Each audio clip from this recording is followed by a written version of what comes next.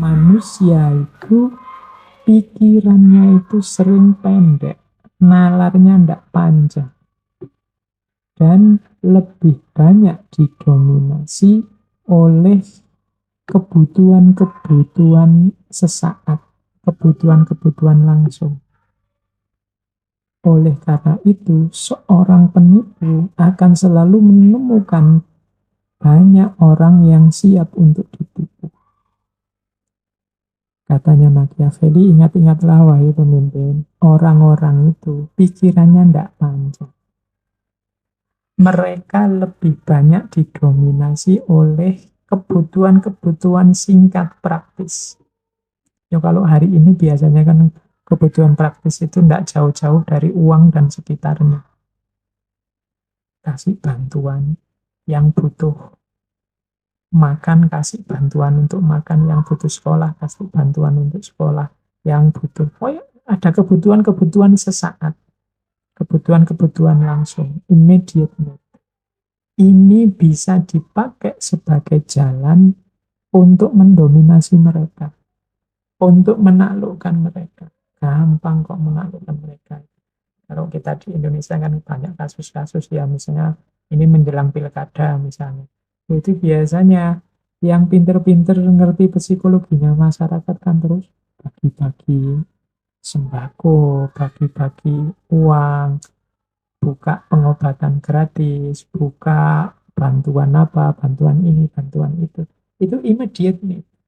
Ini bisa dimanfaatkan oleh para pemimpin, katanya Machiavelli. Ini saya tidak tahu cocok tidaknya menurut teman-teman, tapi Machiavelli menasehati jalan praktis pragmatis untuk menguasai masyarakat adalah immediate needs, kebutuhan langsungnya mereka. Itulah mengapa katanya Machiavelli, kalau pemimpin ini penipu, deceitful man. Seorang penipu itu selalu menemukan orang yang mudah ditipu. Kenapa? Psikologinya orang nyari keuntungan sesaat, nyari kebutuhan sesaat. Kalau teman-teman sering dapat SMS gelap tiba-tiba selamat, Anda dapat hadiah, itu kan selalu saja ada orang yang tertipu. Kenapa? Immediate need tadi. Orang membayangkan, waduh dapat 100 juta aku, dapat 150 juta aku. Itu kadang-kadang selalu saja ada orang yang tertipu. Deceitful man will always find plenty who are ready to be deceived. Banyak orang yang siap ditipu. Kenapa orang kok jadi siap ditipu? Karena kebutuhan sesaat tadi. Oke. Oh, ini psikologi masyarakat sejak zaman dulu sampai hari ini selalu begini. Janjikan saja kebutuhan-kebutuhan konkret mereka, meskipun itu kebutuhan sesaat, mereka pasti mau. Inilah jiwa-jiwa yang siap untuk ditipu. Itu nasihatnya Machiavelli. Bagaimana kita hidup itu beda dengan bagaimana kita harus hidup. Ia yang belajar bagaimana harus dikerjakan, apa yang harus dikerjakan dibandingkan apa yang telah dikerjakan, akan meniti jalannya menuju kejatuhan daripada bertahan. Ini maksudnya apa sebenarnya? Hidup ini memang ada idealisme, tapi jangan lupa realitas. Idealisme itu how we ought to live. Sementara realitas itu how we live. Bagaimana kita harus hidup dan bagaimana kita hidup yang sebenarnya. Katanya Machiavelli, kita harus belajar lebih banyak tentang apa yang sebenarnya terjadi. Bukan apa yang seharusnya terjadi. Ideal-ideal itu penting. Tapi kita harus lebih banyak belajar dari kenyataan. Karena banyak ideal ya dia tersisa jadi ideal. Tidak bisa diterapkan, tidak bisa dijalankan. Kalau kita fokus pada ideal-ideal terus, melupakan hidup yang nyata, yang sebenarnya, katanya Machiavelli, kita sedang meniti jalan menuju kejatuhan kita sendiri. Mengapa kita tidak kompatibel dengan zaman? Kita tidak nyambung dengan situasi sehari-hari. Jadi, maka ayo banyak belajar tentang apa yang sudah terjadi. Dari situ kita dapat banyak pelajaran. Apa tidak boleh, Pak? Punya ideal-ideal? Boleh. Punya prinsip-prinsip ideal? Boleh, tapi jangan lupa realitasnya. Ya memang yang paling bagus kombinasi ya. Punya ideal, tapi juga bisa negosiasi, bisa dialog dengan kenyataan. Jangan ideal saja dan kenyataan saja.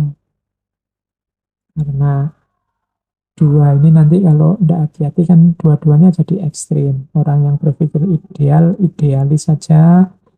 Kalau tidak hati-hati ya nanti ada di kubu idealisme. Yang ini hidupnya jadinya ahistoris. Ada orang yang hidupnya realitas saja, tidak peduli ideal. Ya, kalau orang hidupnya realitas saja, tidak peduli ideal-ideal, ya hidup ini tidak akan naik kelas. Tidak akan jadi semakin baik. Hidup ini jadi semakin baik karena ada ideal-ideal. Jadi jangan salah satu yang difokusi, tapi dua-duanya.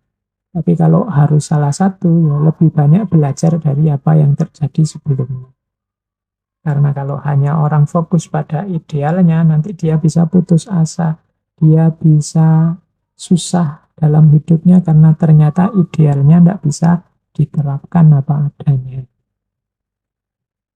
Terus, prinsip selanjutnya.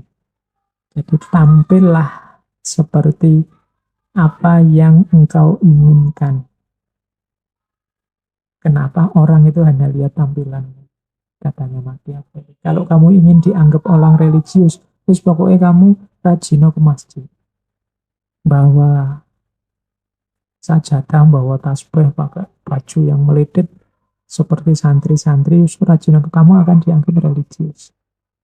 Kalau kamu ingin dianggap intelektual, ya ngomong pakai bahasa-bahasa intelektual. Nanti lama-lama kamu dianggap orang pintar. Kalau diskusi, gayanya kamu ngomong, oh, seperti yang saya baca di bukunya Aristoteles, seperti yang saya kutip dari pandangannya Michel Foucault, kamu akan dianggap intelektual. Appear as you may wish to be. Kalau ingin dianggap dermawan, nah sudah. Tampil, bantu orang, bawa kamera, kemudian viralkan. Appear as you may wish to be.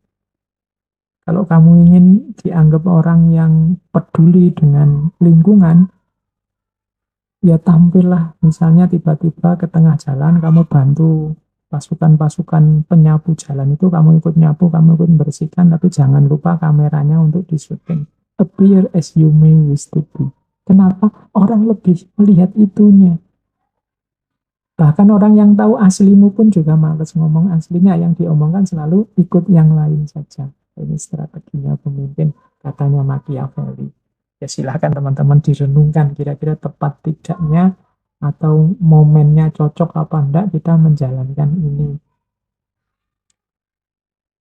Setiap orang melihat dirimu sesuai kelihatannya. Hanya sedikit orang yang tahu dirimu apa adanya. Dan dari yang sedikit itu lebih sedikit lagi yang tidak berani melawan pandangan umum. Nah ini para pemimpin berhadapan dengan persepsinya orang yang dipimpin. Katanya Machiavelli, ingatlah orang-orang yang kamu pimpin itu. Setiap orang akan melihatmu sesuai yang kamu tampilkan, sesuai yang kamu tampakkan. Jadi, ya karena orang nggak bisa mendalam sampai detail ke hakikat hidup kita. Dia melihat kita, oh orang ini tiap hari ke masjid, tuh, berarti dia orang soleh. Kan kita menyimpulkannya hanya cuma itu. Oh, orang ini suka puasa Senin Kamis, oh, berarti dia religius. Oh, orang ini kalau ngomong maki-maki, oh, berarti dia orang jelek, berarti orang tidak bisa menjaga mulutnya. Jadi orang menilai kita hanya dari kelihatannya kita. Yang tahu kita yang asli itu hanya sangat sedikit orang. Mungkin orang-orang dekat kita, orang-orang yang pernah berinteraksi langsung dengan kita, ini orang yang tahu tentang diri kita yang sejati. Ada lagi, katanya Machiavelli, dari sekian sedikit orang yang tahu tentang kita itu, lebih sedikit lagi yang berani melawan pandangan umum. Jadi ada beberapa orang yang ngerti aslinya kita. Tapi beberapa orang ini banyak yang tidak berani menyebut aslinya kita. Dia lebih suka ikut orang yang hanya lihat tampilannya kita. Ya contohnya gini, misalnya kita rajin, ada orang lihat saya rajin ke perpustakaan. Terus banyak orang menganggap, wah ini Pak Faiz rajin ke perpustakaan, memang dia di sana baca. Memang orang tekun Pak Faiz itu. Ini opini publik, opini umum banyak orang. Hanya sedikit orang yang tahu ternyata saya ke perpustakaan itu sebenarnya tidak untuk baca buku, tapi untuk nyari wifi gratis misalnya. Loh, ini kan ada sedikit orang yang aslinya tahu. Tapi sedikit orang ini sebenarnya kalau ditanya, Pak Faiz itu ke perpustakaan ngapain sih? Sebagian besar tetap akan jawab, Pak Faiz itu ya, karena suka buku dia. Mungkin di sana yang baca-baca. Padahal dia tahu betul, aslinya saya itu nyari wifi gratis. Nah, dalam kehidupan sehari-hari itu seperti ini. Jarang orang yang mau mengambil resiko menyatakan kebenaran. Banyak orang lebih suka ikut saja general opinion, pandangan umum. Nah, sudahlah, orang lain begitu, ya saya ikut bilang begitu. Males nanti kalau saya ngomong lain ditanya macam-macam. Males nanti kalau saya sampaikan yang benar nanti malah ada masalah. Nah, sebagai seorang pemimpin kita harus ngerti situasi yang semacam ini. Di orang itu ternyata hanya melihat tampilan kita, kemudian hanya sedikit yang tahu aslinya kita, dan yang terakhir, orang yang tahu pun sebenarnya juga males.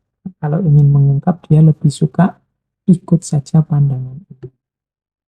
Seseorang yang terbiasa berakting, bertindak in one way, dengan satu cara, never change, tidak pernah berubah. Dia pasti akan hancur pada saatnya dalam perubahan. Karena tidak sesuai dengan, karena ada perubahan yang tidak sesuai dengan jalan hidup. Jadi ada pemimpin atau banyak di antara kita yang hidupnya itu mono. Zaman dulu kan ada monofonik. Monofonik itu HP yang suaranya mono, tidak stereo. Jadi ada mono, ada stereo, terus ada polifonik. Orang hidupnya yang sejalur. Gitu terus. Dia punya prinsip, dia punya gaya, dia punya style, dan seperti itu terus. Tidak berubah-berubah. Sementara hidup ini berubah. Pada saatnya, gayanya tadi, prinsip-prinsipnya tadi akan hancur. Kenapa? Situasi berubah. Sehingga prinsipnya, gaya hidupnya tidak cocok lagi. Jadi dia sendiri yang akan kalah. Saya baru baca ada sejarah seseorang yang mengaku Imam Mahdi dari Mesir. Kemudian dia ini dengan halakohnya mengharamkan pendidikan. Jadi pokoknya sekolah tidak penting, nambah ilmu tidak perlu. Jadi orang ini cukup dia ngerti dasar-dasarnya agama, bisa sholat, bisa puasa, sudah tidak usah ditambahi ilmu macam-macam.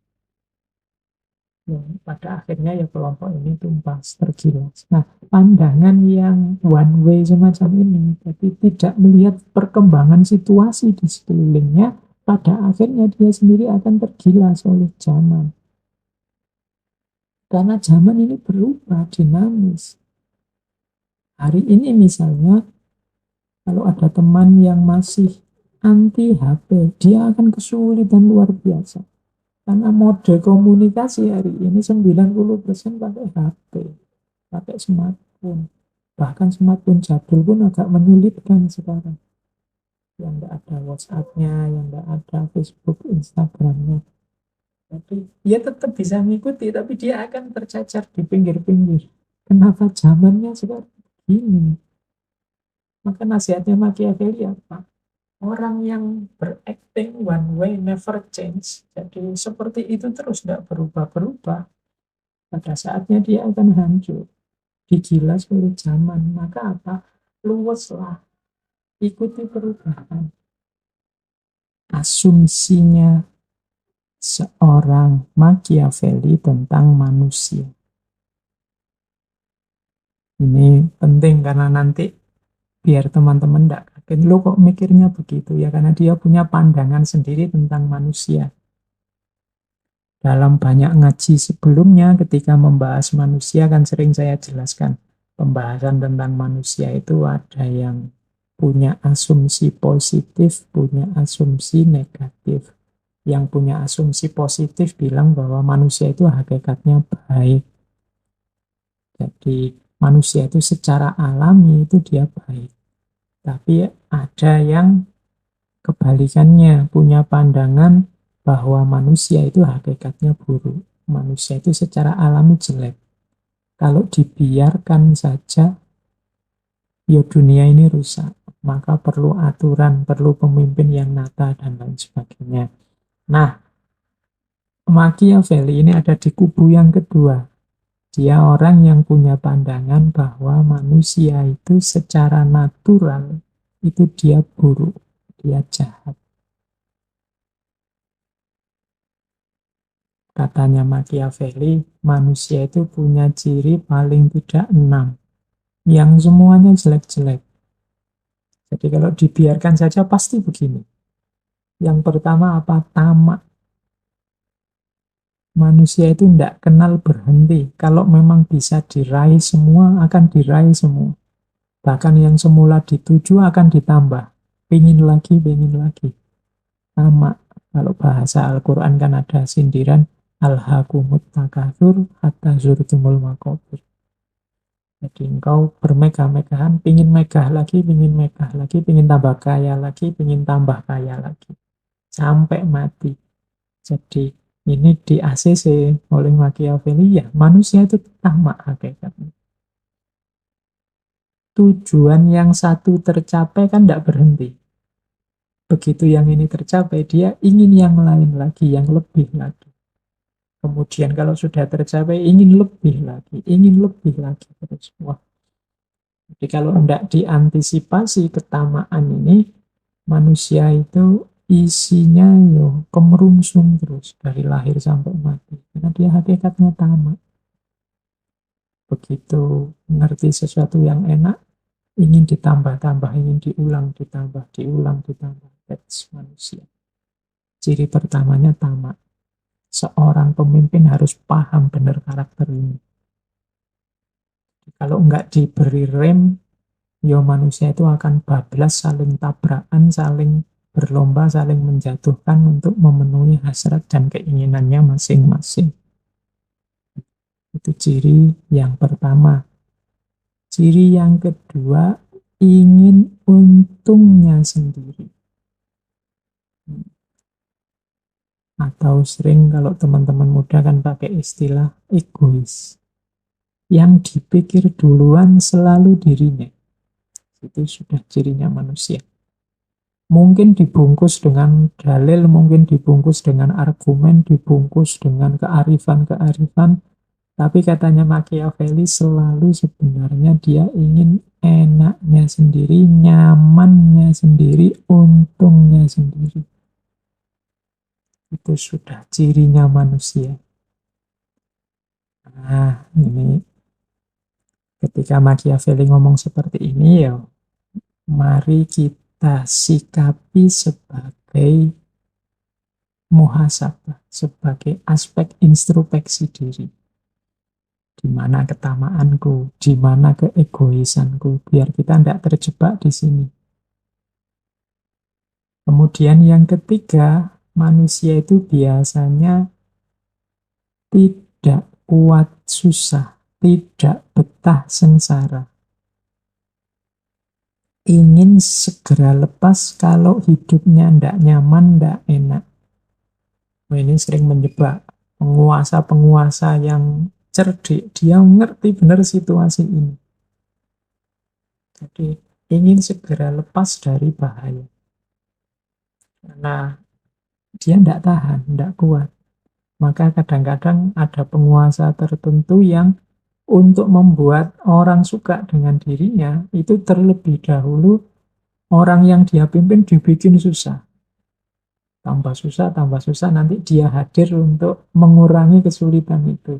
Nah, ini dia ngerti benar wataknya manusia yang ingin segera lepas dari bahaya.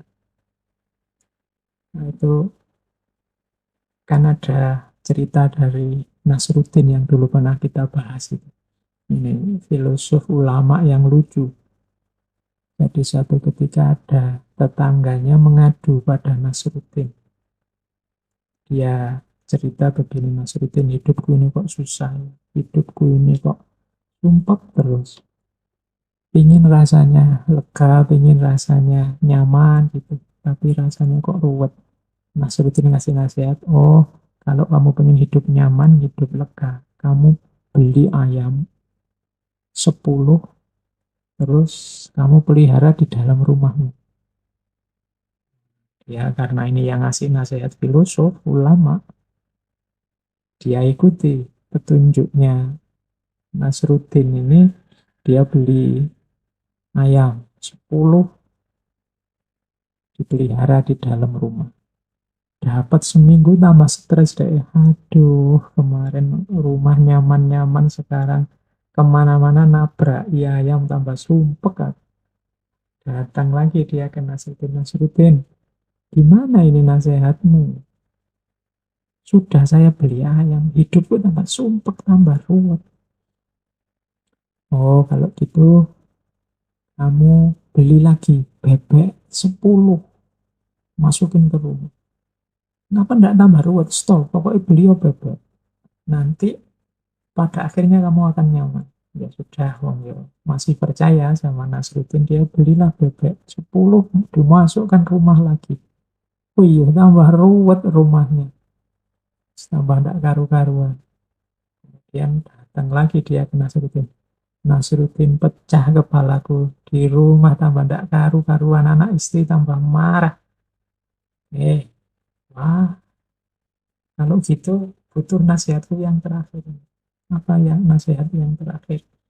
Karena tadi ayam sudah ada, bebek sudah ada, sekarang kamu pelihara kucing yang banyak. Yo minimal 10 lah, nanti masukin dalam rumah lagi. Oh, ini dia sudah setengah ragu-ragu, tapi wah, ini jangan-jangan memang ini nasihat yang terakhir, ini kuncinya. Belilah dia kucing seperti nasihatnya Nasruddin, 10 dimasukin rumah. Wah, sekarang ada kucing, ada bebek, ada ayam di rumah. Wah, sudah kayak perang dunia di dalam rumah. Akhirnya dia nyerah, sudah menghadap ke Nasruddin. Kamu ingin nyari solusi apa malah nyusahin aku sih? Gimana ini? Oke. Sekarang nasihat yang sebenarnya. Kamu sekarang pulang, kucingmu kamu keluarkan dari rumah.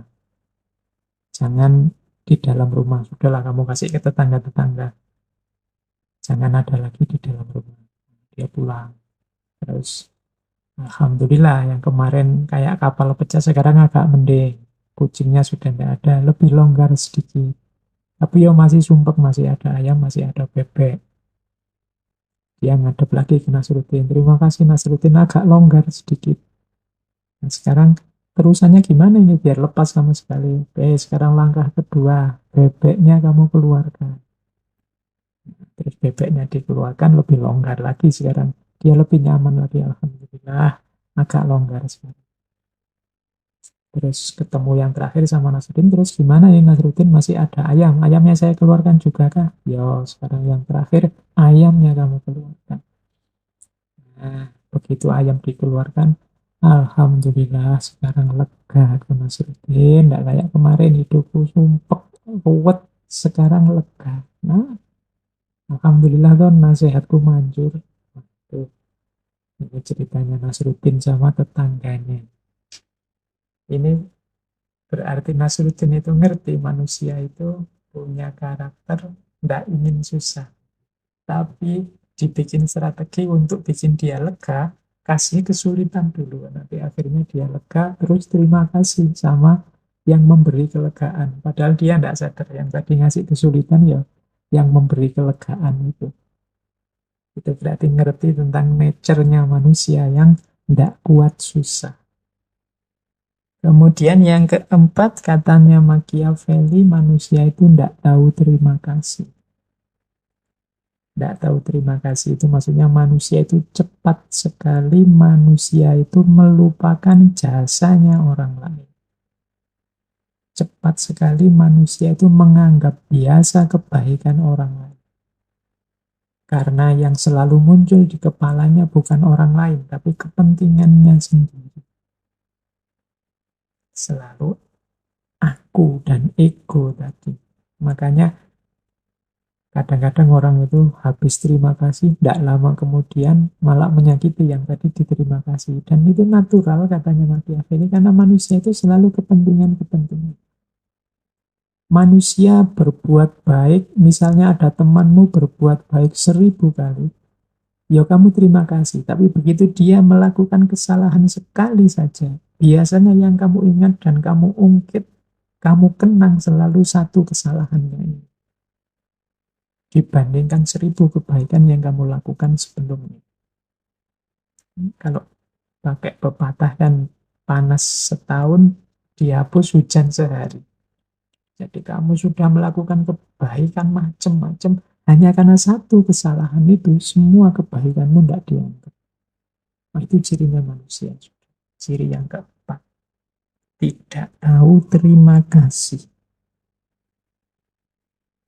Terus ciri yang kelima, ini saya terjemah pakai bahasa saya, mencela-mencela. Apa ya mencela-mencela itu? Plin-plan. Kalau pepatah Jawa, esok tempe, sore dulu. Paginya tempe, sorenya kedelai. Atau esok dele, sore tempe. Dan kebalikannya. Pokoknya mencela-mencela. Tadi apa, sekarang apa? Kalau pas jadi teman ngomongnya apa? Sekarang agak musuhan ngomongnya apa? Mencela-mencela. Yang lebih didahulukan sebenarnya keinginan dan kepentingan. Itu manusia sudah. Maka teman-teman tidak usah kaget. Loh. Orang ini dulu tak dukung, tapi sekarang malah dukung musuh. Kok dia tidak punya pendirian? Ya, itulah manusia yang tidak perlu kecewa. Memang manusia punya karakter itu. Dan yang terakhir, manusia itu biasanya antara yang dia rahasiakan tentang dirinya dengan yang dia tampilkan itu berjarak. Ada bedanya. Jadi manusia itu suka menyembunyikan banyak rahasia tentang diri kita yang hanya kita dan Allah yang tahu. Bahkan orang paling dekat dengan kita pun tidak tahu. Nah, itu manusia. Terus silakan jujur teman-teman dengan diri sendirinya masing-masing. Ya Alhamdulillah Allah itu sangat sayang dengan kita sehingga rahasia-rahasia yang kita tutupi itu tidak terbongkar.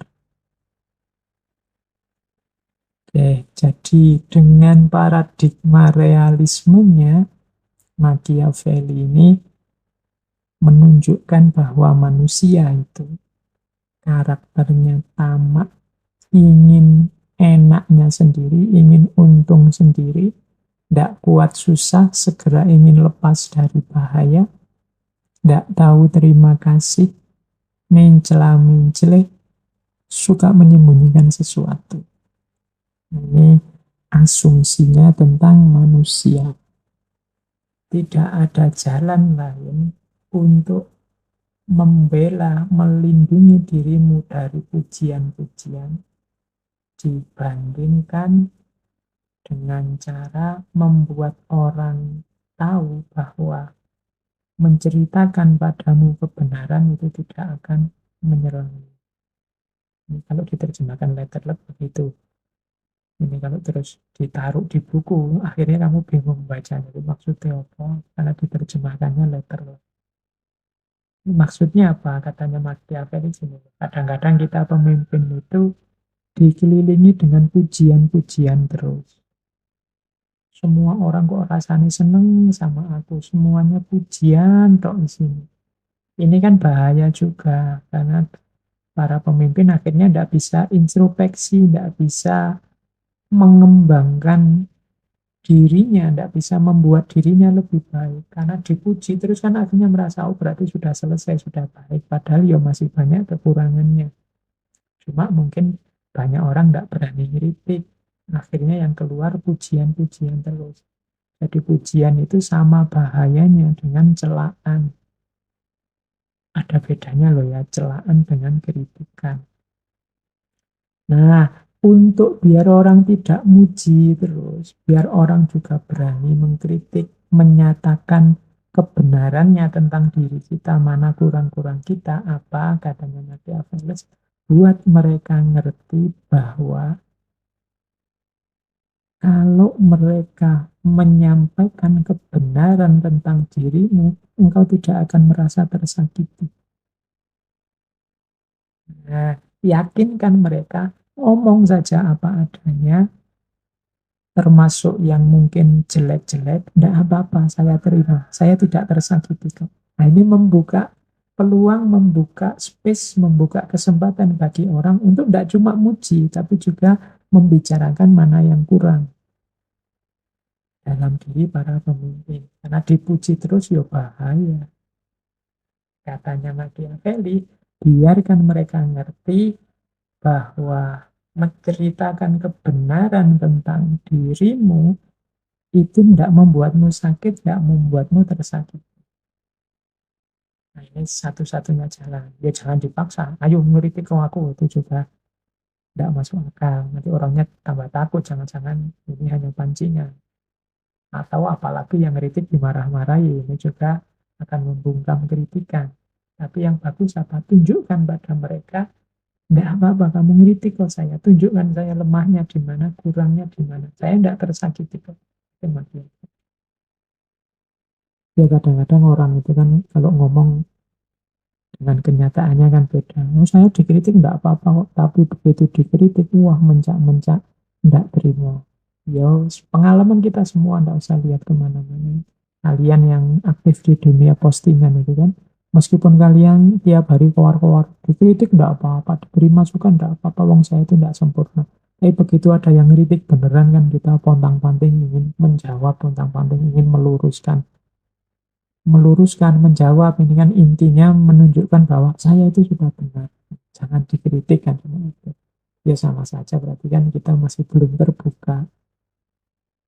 Jadi katanya Machiavelli lo kalau ingin bagus kepemimpinan kita, jangan cuma mencari pujian, tapi dengarkan juga kritikan. Biar orang tidak cuma muji, ya tunjukkan pada mereka bahwa menceritakan yang sebenarnya itu tidak membuatmu tersakiti. Itu tadi yang saya sebut bedanya makian dengan celaan.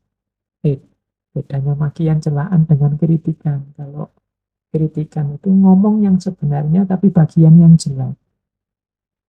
Kalau celaan itu kan hanya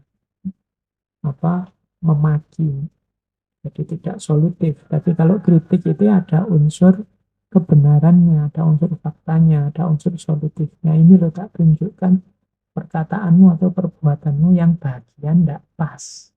Itu namanya kritik. Jadi kritik itu isinya kebenaran. Loh, kalau kritik isinya tidak kebenaran, itu namanya bukan kritik, tapi fitnah. Kita lanjutkan.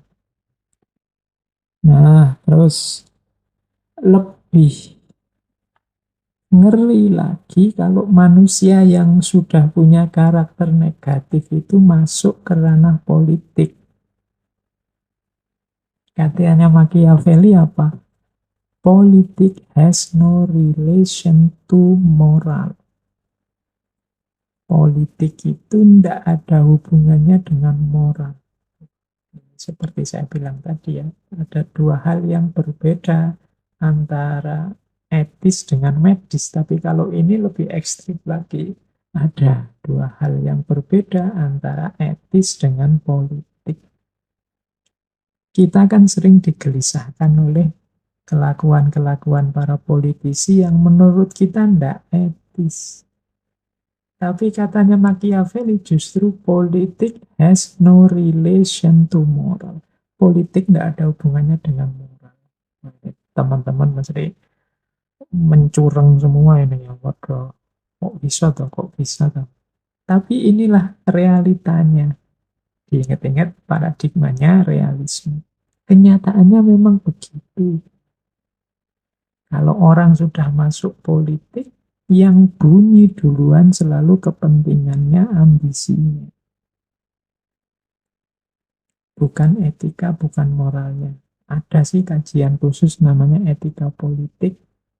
Cuma etika politik ini kadang-kadang ya sifatnya terlalu ideal. Sehingga dalam kenyataannya jadi tidak bunyi. Atau tadi sebenarnya tidak etis tapi disembunyikan biar kelihatan etis saja. Manusia itu suka menyembunyikan. Politik has no relation to moral. Maka teman-teman ayo waspada, ayo hati-hati siapapun yang masuk ke dunia politik. Ya ini Machiavelli ngomongnya dalam paradigma realis. Kenyataannya begitu. Ya mari kalau mampu kita bangun kenyataan yang berbeda bahwa berpolitik dan bermoral juga bisa jalan seiring. Itu PR kita semua. Sehingga teorinya Machiavelli ini nanti bisa diubah. Bahwa berpolitik sekaligus bermoral itu bukan dua hal yang bertentangan. Terus yang kedua dia juga punya pandangan, kalau ini populer sekali, it's better to be feared than love if you cannot be both. Lebih baik ditakuti daripada dicintai kalau engkau tidak bisa dua-duanya. Ini dalam politik, apalagi kita sebagai seorang pemimpin, kadang-kadang kan bingung milih, enaknya pemimpin itu yang dicintai apa yang ditakuti. Terus biasanya juga secara idealis kita jawab pemimpin yang terbaik adalah pemimpin yang dicintai oleh rakyatnya. Kalau katanya Machiavelli enggak, ya cinta di sini diartikan mudahnya ya, bukan cinta mendalam, cinta yang tulus, cinta yang kita teorikan rumit kemarin-kemarin, tapi cinta artikan saja disukai. Enak mana jadi pemimpin yang disukai atau pemimpin yang ditakuti? Kita mungkin jawabnya lebih enak pemimpin yang disukai, tapi katanya Machiavelli tidak. Lebih enak pemimpin yang ditakuti. Mengapa? Loh, manusia itu dengan karakter-karakter buruknya tadi. Iya, sekarang dia menyatakan diri suka sama kita. Tapi kalau nanti kepentingannya berubah, atau dia merasa terancam oleh kehadiran kita, wah, cinta, kesukaannya dia akan berbalik. Yang tadinya muji-muji sekarang bisa menyerang. Itu kalau dasarnya dia suka. Tapi beda kalau dasarnya dia takut.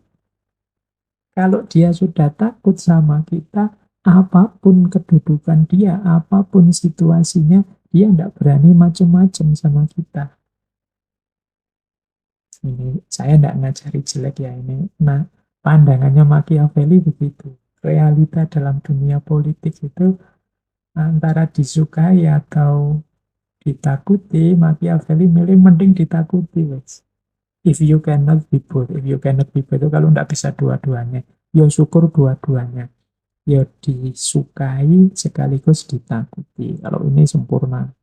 Tapi kadang-kadang kita harus milih enak mana jadi pemimpin yang populis sehingga disukai atau pemimpin yang ditakuti. Nah, Machiavelli yang jawabnya jujur, ya mending ditakuti saja. Kalau ditakuti orang tidak berani macam-macam sama kita. Yang kita perintahkan dipatuhi. Tapi kalau disukai, apalagi kemudian situasi berubah, Rasa suka ini bisa balik jadi benci dan yang semula muji-muji sekarang menyerang kita. Kenapa dia berani menyerang? Ya karena dia tidak takut sama kita. Beda dengan kalau ada ditakutinya tadi, kalau ada takutnya, ya mau apa saja dia tidak berani, wong ya takut. Ini kalau jadi jargon, jadi luar biasa ya, jadilah pemimpin yang ditakuti. Ya saya bilang tadi, ini cintanya hanya cinta tadi ya, cinta sekedar suka dan tidak suka, tapi nanti beda level kalau sudah cinta yang dalam, yang tulus itu mungkin lebih penting daripada sekedar kita. Tapi makanya bukunya Machiavelli itu sering disebut buku pedoman untuk para diktator. Ya. Para diktator itu kadang-kadang gayanya ya seperti ini, yang didahulukan menakuti orang, biar orang takut dulu. Karena orang itu kalau sudah terserang saraf takutnya, dia sudah mengkeret, tidak berani ngapa-ngapain sudah. Para teroris itu kan menyebarkan teror itu kan untuk menumbuhkan rasa takut, karena mereka ngerti benar kalau rasa takut ini sudah tumbuh, orang sudah tidak berani ngapa-ngapain. Baik, ini paling tidak pelajaran dari Machiavelli.